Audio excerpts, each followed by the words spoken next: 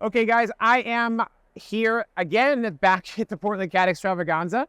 And I am here with Karen from PDX Cat Trapper. Karen is an icon of the trapping world. I'm sure you guys know her, so it's my honor to have you here. Oh my gosh, I'm honored to be here. Thank you so much. So why don't you tell us a little bit about what you guys do and why it's important? Okay, yeah. So we actually trap feral community and stray cats around the Portland metro area. So it's really important to stabilize these populations. You know, there's cats everywhere, and so we trap them, we neuter and spay them at our local favorite clinic, and then we return them back into their communities. You've heard the word or the phrase TNR, right? Trap, neuter, and release. That's essentially what Karen and this organization does. And it's a lot, I would say it's a lot easier to get involved than you may think. Yes, it is. Yeah. It is.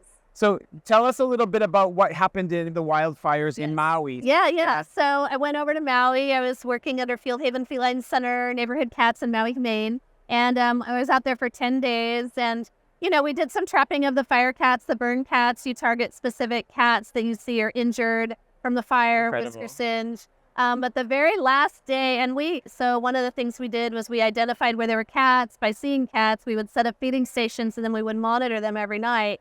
And the other trap team trapped a couple cats that we had identified the previous week. And then the next day when they went in for their neuters and spays, one was found to be lactating.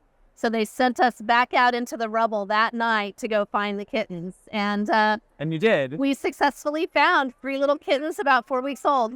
It's incredible. I mean, it's a really a cool and necessary thing that needs to be done. And not enough people are talking about it. You know, I say all the time, we will do our part to decrease the rescue situation, but it kind of starts here. You know, it does start here. Yeah. People move off and leave a pet and it's intact, and then it has kittens, and if those aren't socialized, now you have the beginning of a feral colony. Yeah, indeed. It's important, what we do from Loving Cats Worldwide, which is the education, trying to curb the situation. You know, I'm hoping, I know that we're not going to change the world, but you never know.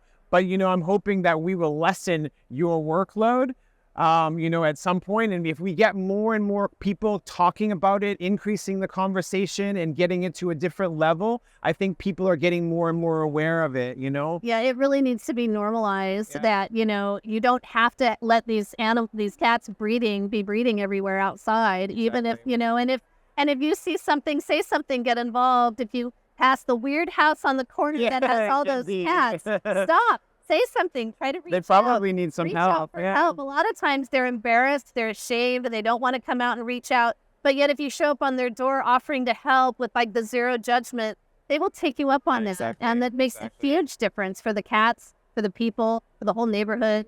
Are you working off of volunteers as well, primarily? Or completely volunteer based. Almost all of us have day jobs that are not cat related. Yeah. And so we do this in the evening, on the weekends, in our spare time. Yeah, this is amazing. Everybody can get involved, and I don't think people realize, that there is this option to get involved. I mean, like I said earlier, every rescue or every TNR that we speak to that we want here at the Cat Extravaganza to increase the visibility doesn't have the staff or the volunteers to be here. So with that, I mean, I'm hoping that, this is really good for you. Right. So we made it a priority. We're like, hey, there's the Scout show. Yeah. So we decided, let's make the big effort to have it staffed, to have a bunch of our volunteers. We had shifts. We had a lot of people step up that wanted to help. Yeah, and it's, we've done over 800 cats this year.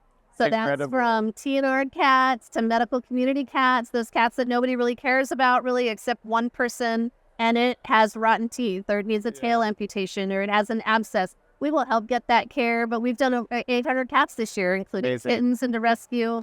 A lot of work. So where can people get in touch with you? I guess the last bit. So we're on Facebook, Instagram. We also have a website, pdxcattrapper.org. We have, how to get involved, request help, join if you want to volunteer. And it asks for various interests. So you can be involved in different ways, whatever your strengths are. If you want to just do administrative help because you stay at home or you live further away, that's totally fine too. Amazing. So thank you very much for you. I appreciate you, and I know the cats that are now in nice healthy environments away from that. And really thank you as well. So I'll give you a hug. Thank you so much. We'll see you the next time. We'll be here in March. Thank you guys. Thank you.